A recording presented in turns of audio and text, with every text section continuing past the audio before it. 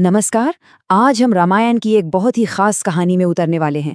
ये वो कहानी है जहां राजकुमार राम पहली बार एक छात्र से एक रक्षक बनते हैं। और ये सिर्फ एक राक्षस को मारने की कहानी नहीं है। नहीं, ये एक अवतार के उदय की कहानी है। तो चलिए इस अद्भुत गाथा को करीब से समझते हैं। रामायण की शुरुआत ही इसी पवित्र भाव से होती है। ये पंक्तियां हमें याद दिलाती हैं कि ये कथा कितनी मीठी, कितनी सुंदर और मन को मोह लेने वाली है। बिल्कुल श्री राम के चरित्र की तरह, जिसे जितनी बार सुनो एक नया एहसास होता है। और यही भाव हमें आज की कहानी के लिए तैयार करता है। तो कहानी शुरू होती है अयोध्या से। सोचिए, सालों की कठिन पढ़ाई और ट्रेनिंग के बाद गुरु वशिष्ठ के आश्रम से चारों राजकुमार राम, लक्ष्मण, भरत और शत्रुघ्न वापस अपनी नगरी अयोध्या लौट रहे हैं। और जैसे ही ये खबर फैलती है, मानो पूरी अयोध्या जश्न में डूब जाती है। अयोध्या की गलियां जय जयकार से गूंज रही थीं। हर कोई अपने राजकुमारों की एक झलक पाने को बेताब था। और महल के अंदर उफ, जो माहौल था! माता कौशल्या ने जब अपने राम को देखा तो उनकी आंखों से खुशी के आंसू रुक ही नहीं रहे थे। सालों बाद अपने बेटों को गले लगाकर हर माँ भावुक थी। वाकई ये एक ऐसा मिलन था जिसे कोई कभी नहीं भूल सकता। और जानते हैं, इसी जश्न के बीच में एक बड़ी प्यारी सी बहस शुरू हो जाती है।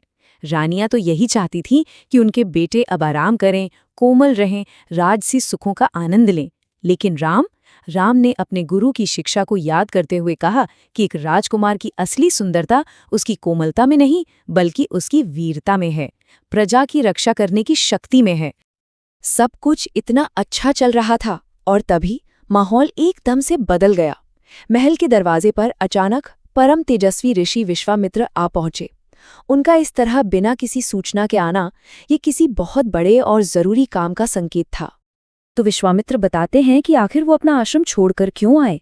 असल में कुछ राक्षस मारीच और सुबाहु, जो रावण के भेजे हुए थे, वो उनके पवित्र यज्ञों में लगातार बाधा डाल रहे थे। वो यज्ञ जो दुनिया की भलाई के लिए किए जा रहे थे, वो पूरे ही नहीं हो पा रहे थे। अब देखिए, यहाँ पर बात कितनी गंभीर हो जाती है। राजा दशरथ तुरंत ऋषि की मदद के लिए अपनी पूरी चतुरंगिणी सेना देने की पेशकश करते हैं, पर विश्वामित्र मना कर देते हैं। वो कहते हैं उन्हें सेना नहीं चाहिए, उन्हें कुछ और चाहिए। और तब वो पल आता है जब पूरी राजसभा में सन्नाटा छा जाता है। विश्वामित्र ने वो मांगा जिसकी किसी ने कल्पना भी नहीं की थी। उन्होंने कहा, हम तुमसे तुम्हारे राम को मांगने आए हैं। सेना नहीं, धन नहीं, बल्कि राजा के प्राणों से भी प्यारे उनके सबसे बड़े पुत्र राम। और बस यहीं पर राजा दशरथ एक ऐसी दुविधा में फंस जाते हैं जिसे समझना बहुत मुश्किल है। एक तरफ उनका राजधर्म था जो कहता था कि एक ऋषि की मांग पूरी करो, और दूसरी तरफ एक पिता का दिल था जो अपने बेटे को किसी भी खतरे में डालने को तैयार नहीं था। राजा दशरथ की दलीलें किसी भी पिता के दिल की आवाज थी। वो गिड़गिड़ाने लगे, ऋषिवर, मेरा राम तो अभी बच्चा है, उसे राक्षसों की चालें कहाँ पता। वो उन राक्षसों से कैसे लड़ेगा जिनसे देवता भी डरते हैं। मेरे बेटे पर दया करें। एक पिता का डर और उसकी बेबसी साफ झलक रही थी। इस बेहद मुश्किल घड़ी में जब राजा दशरथ पूरी तरह टूट चुके थे, तब राजगुरु वशिष्ठ आगे आए।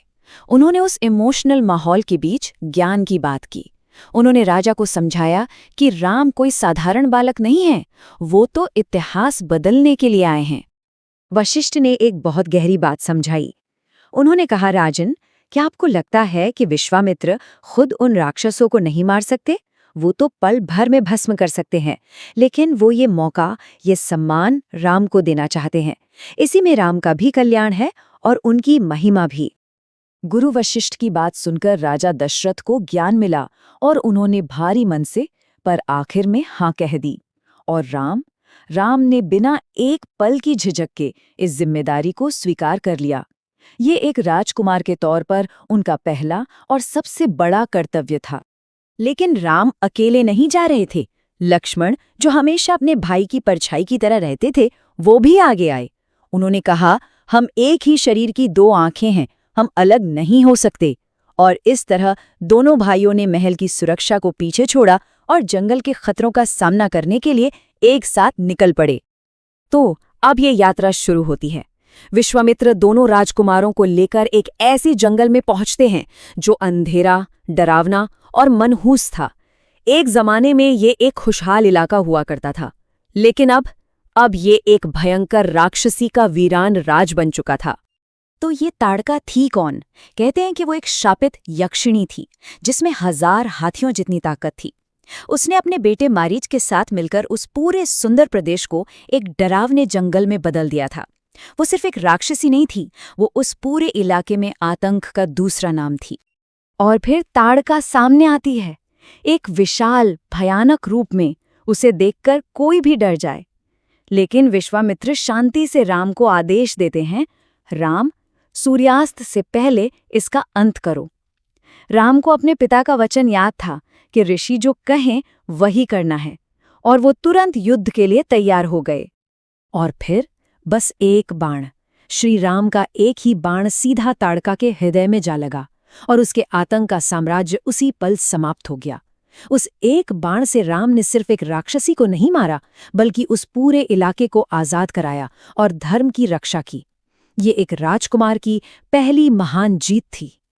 तो हम आज की कहानी को इसी सवाल पर छोड़ते हैं, क्या ये सिर्फ एक दानव का अंत था, या फिर ये उस महानायक की यात्रा की असली शुरुआत थी जिसे हम अवतार कहते हैं? ये वो पहला कदम था जिसने ये साबित किया कि राजकुमार राम दुनिया का कल्याण करने के लिए ही जन्मे हैं। इस पर सोचिएगा जरूर।